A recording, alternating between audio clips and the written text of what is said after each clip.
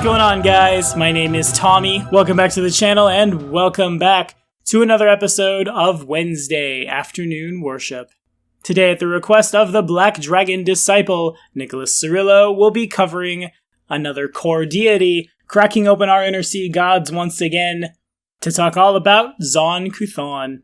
If you have any requests for this series or any other series, as always, throw them in the comments. We'll get right to it. Real quick, though, before we get underway, we have to announce we have a brand new patron today. This episode of Wednesday Afternoon Worship was brought to you in part by Reagan Smash. Thank you so much for your help, my friend. And hey, check your Patreon inbox for your Discord notification. Now, let's dive in. Alright, so I don't think there's any other way to say this. Has anybody out there ever seen the movie Hellraiser? Because that's essentially Zon-Kuthon. Creatures from another dimension seeking carnal experiences that can no longer differentiate between pain and pleasure. Yeah, the Cenobites are essentially the given followers of Zon-Kuthon. I won't spoil the movie too hard. Let's talk about our god. The deity Zon-Kuthon possesses one of the most twisted and evil minds in the great beyond. His position as a god of pain is well earned, and he's been the root of countless tortures, murders, and worse throughout time. At the beginning of time, Zon-Kuthon was known as Dubral, the son of the divine spirit wolf Thrawn. He was a good deity who shared his appreciation of beauty, love, and the arts with his half-sister Shaylin, and hey, we talked about Shaylin not too terribly long ago. If you'd like to get caught up, follow this card right up here to be directed to our Shaylin video. During the Age of Creation, Dubral was among the original gods who battled Rovagug, but when he grew jealous of his sister's talents, he abandoned Galarion for the dark places between the planes, and there was tormented and possessed by an alien being.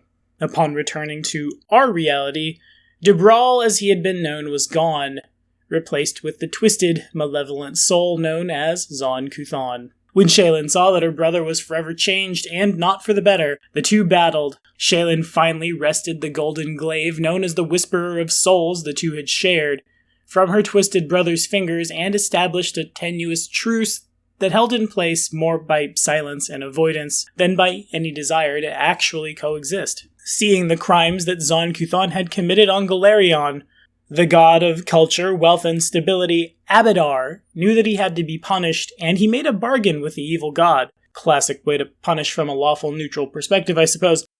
Zon-Kuthon agreed to go into exile on the plane of shadow for as long as the sun hung in the sky, in exchange for an item of his choosing from the First Vault, the realm of Abadar.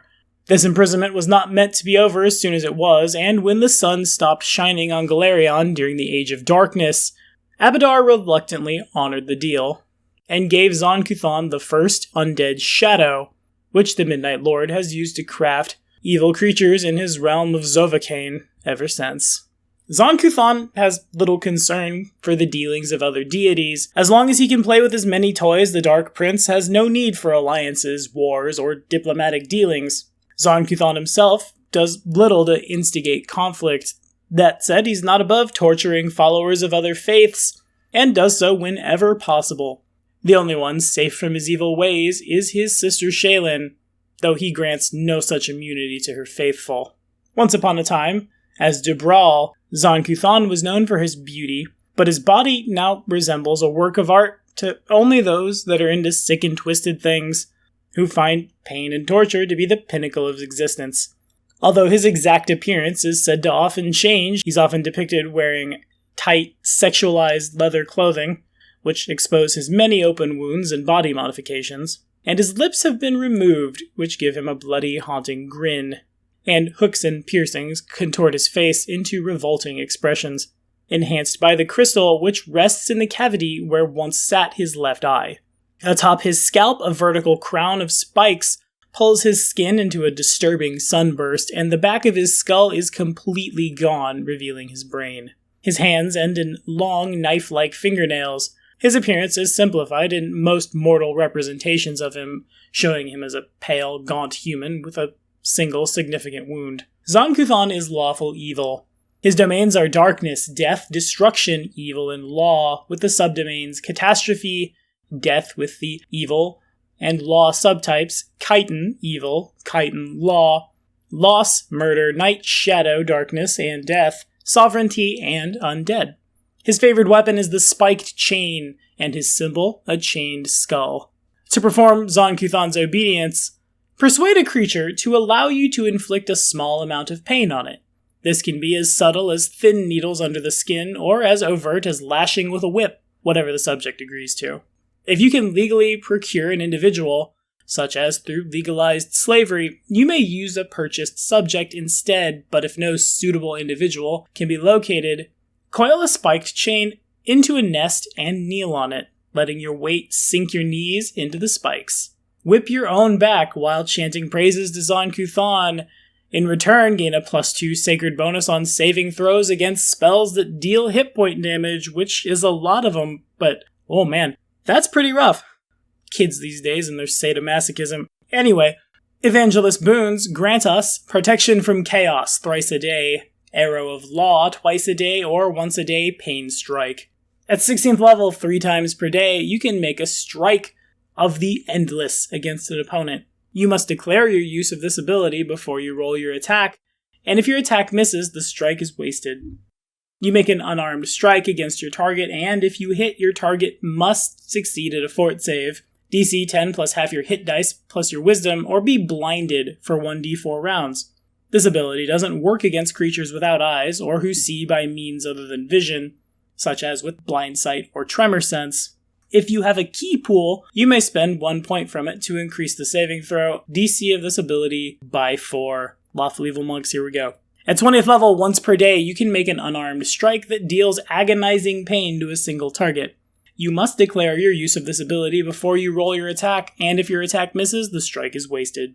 You make an unarmed strike against your target, and if you hit, your target must succeed at a will save, DC 10 plus half your hit dice plus your wisdom, or take 2d6 points of non-lethal damage each round for the next 10 rounds as terrible pain rips through its body. Additionally, during those 10 rounds, your target is nauseated and you gain a +4 circumstance bonus on intimidate checks against it. If the target succeeds at its saving throw, it instead takes 1d6 points of non-lethal damage per round for the next 10 rounds and is sickened for those 10 rounds. Again, if you have a key pool, you can spend a key point to increase the saving throw of this ability by 4.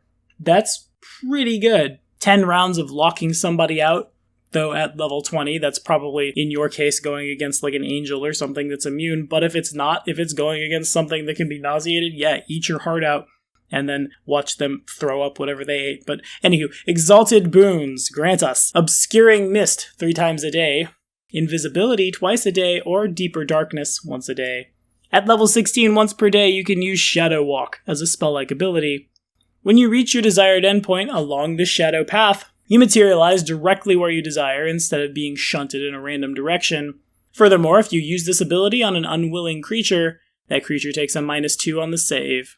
At level 20, once per day as a standard action, you can summon an interlocutor chitin to serve you. You gain telepathy with the creature out to 100 feet. It follows your commands perfectly for a minute for every hit dice you possess before it vanishes.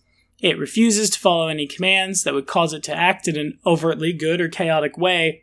Such commands earn a spiky snarl of disapproval. That's fun flavor text. Or it could even cause the thing to attack you. Sentinel boons grant us compel hostility thrice a day, touch of bloodletting twice a day, or once a day vampiric touch. At 16th level, when you successfully trip an opponent using a spiked chain, your tripped opponent immediately provokes an attack of opportunity from you.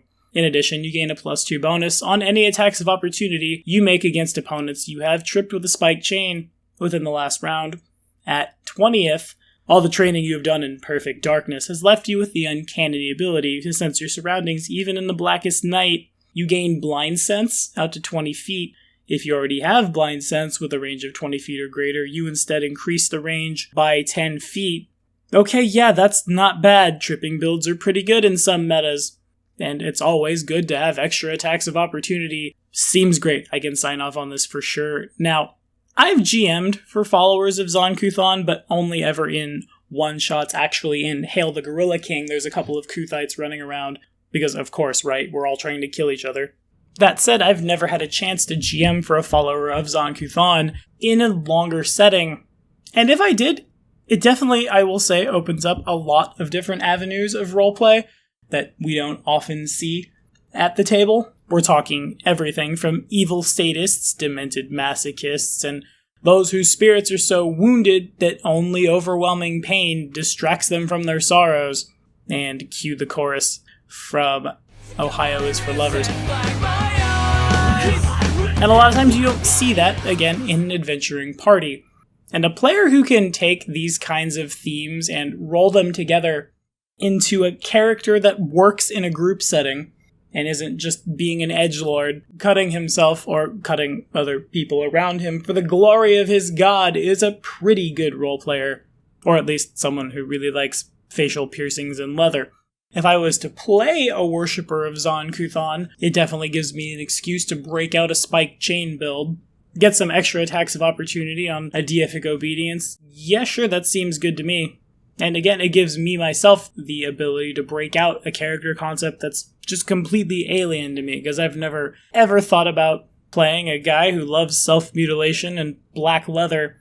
That said, it could be from any walk of life. It was brought up in the Odin video that we should talk about what classes people who worship certain gods would be, and I don't think I can necessarily do that one, because to me, the class is the numbers that make the character succeed in and out of combat. If I need to throw a d20 at the board, oftentimes I'm not thinking, oh, what god do I worship? No, I'm thinking, here's a big number, I'm going to kill you with it. So I'm not necessarily going to say clerics, rogues, tyrant anti-paladins, and druids who really like thorns are the characters who worship Zon-Kuthon. But the characters who worship Zon-Kuthon are those who usually take their fervor for pain and agony to higher levels than the common man.